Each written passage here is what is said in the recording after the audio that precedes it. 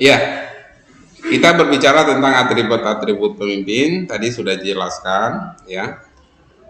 Kita berbicara bagaimana melihat sosok pemimpin itu seperti apa sih gitu. Yang pertama dia harus mempunyai kapasitas. Gitu. Kapasitas itu adalah kemampuan seseorang untuk memimpin suatu organisasi atau kelompok itu sendiri. Banyak orang yang hanya ingin mau menjadi ketua tapi tidak punya kapasitas, sehingga mereka ya euforianya saja mau ingin dibilang lah, ketua inilah apalah ya, supaya dihormati. Ternyata mereka sama sekali tidak punya kapasitas. Banyak orang yang mau ingin jadi anggota DPR, banyak anggota DPR mau ingin jadi wali kota, mau jadi bupati. Ya, minta maaf kalau misalnya ada yang ini. Tetapi pada saat dia menjadi bupati tidak punya kapasitas menjadi bupati. Mengambil keputusan itu banyak yang salah, manajemen pemerintahnya banyak yang salah, kebijakannya banyak yang salah arah. Sehingga apa yang terjadi dampaknya adalah pada daerah, dampak negatifnya yang dirasakan pada masyarakat. Ada temannya? Oh ya, silakan. Jadi kalau kita mau menjadi pemimpin, timbang-timbang dulu gitu. Saya ini layak tidak jadi pemimpin.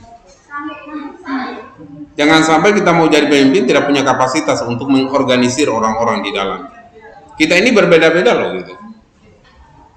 Satu ruangan saja ini berbeda-beda. Berbeda-beda pemikiran, berbeda-beda tujuan, motivasinya berbeda-beda. Masuk dalam ruangan tidak ada yang sama pakaiannya, coba, tidak ada yang sama kan? Nggak ada yang sama. Gitu. Kalau ada yang sama kebetulan dia ambil di toko yang sama. Gitu. Kebetulan dua apa namanya? Ya kalau satu apa namanya itu kalau baju itu kan kadang-kala dibeli dengan satu lusin itu ya. Nah, maksudnya warnanya sama, modelnya sama. Ya. Itu paling jarang itu, paling jarang. Itu pun juga oleh apa namanya? Ya dulu saya pelajari tentang matematika ya. Dia bilang bahwa itu sama belum tentu sama sesungguhnya. Misalnya saya ambil contoh, meskipun sama model, sama warna, pasti ada yang berbeda. Entah itu bahannya, ya, entah itu cara menjahitnya, entah itu macam-macam. Pasti gitu. Anak kembar pun meskipun kembar pasti ada yang beda. Betul tidak? Jadi tidak ada yang sama persis 100%, tidak ada. Pasti ada yang membedakan. Gitu. Oleh karena itu timbang-timbang kita menjadi seorang pemimpin, apakah kita mempunyai kapasitas atau tidak. Yang pertama, yang kedua adalah prestasi. Seorang pemimpin itu selalu disimbolkan sebagai prestasi. Jadi kalau sudah jadi ketua, misalnya ketua BEM, oh selamat ya, sudah punya prestasi jadi ketua BEM. Atau menjadi juara kelas, oh selamat ya, selalu orang memberikan selamat kepada prestasinya, dan itu adalah simbol seorang pemimpin. Bagaimana Pak kalau selama hidup tidak punya prestasi? Itu masa lalu gitu. Masalah Anda gitu, ya. Oleh karena itu ya ukirlah prestasi di dunia ini ya. Upayakan. Kalau Anda punya hobi, hobinya di mana? Kalau hobinya memasak, ya ciptakan prestasi kalau bisa ya masakan yang paling enak sekampung gitu, misalnya sekampung.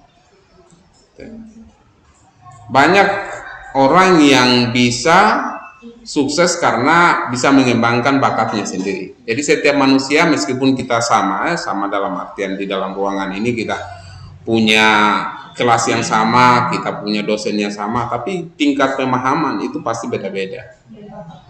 Pasti gitu. Ya. Begitu juga dengan kemampuannya Anda.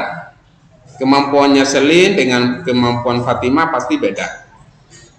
Bakat yang kita miliki juga beda, meskipun dilahirkan di rahim yang sama. Ada satu buku yang pernah saya baca, namanya buku itu adalah Revolusi Diri. Di dalam buku itu ya cukup menarik sih, saya baca. Dia katakan begini, bahwa banyak orang yang gagal dalam hidupnya hanya karena tidak mengetahui potensi dirinya. Padahal Tuhan sudah menciptakan dirinya dengan potensi yang unik yang tidak sama dengan manusia yang lainnya. Tetapi dia tidak sadari akan potensi itu, sehingga dia menjadi orang yang gagal. Sebaliknya, banyak orang yang sukses dan dia mengetahui apa yang menjadi potensi yang ada pada dirinya, dan dia kembangkan dengan baik, akhirnya dia menjadi orang yang sukses. Oleh karena itu, rekomendasi saya adalah pikir-pikirkanlah, timbang-timbanglah apa bakat yang kita miliki.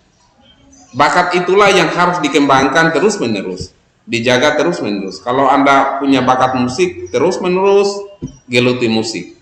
Kalau Anda punya bakat menjadi seorang penyanyi, terus-menerus olah vokalnya.